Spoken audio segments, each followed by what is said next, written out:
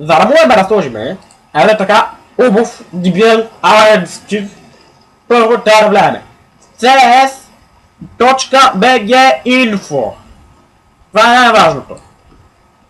После, влияме в скинове.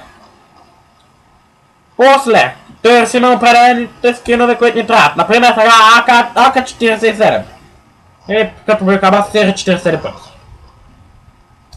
Така, избираме си втория скин в редицата.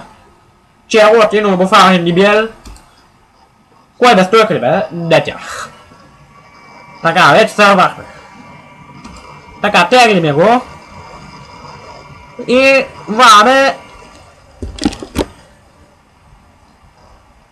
Натискаме Ctrl и C. Да го копираме. След което влагаме с компютъра в дето или C, където ви е CS, после в CS, после в папка Strike, после в папка Models, после поставяме копирания файл в Models и сме готови. Значи имаме скин, не бил хубав, така не дубов, цепи баха, право, няма къде повече.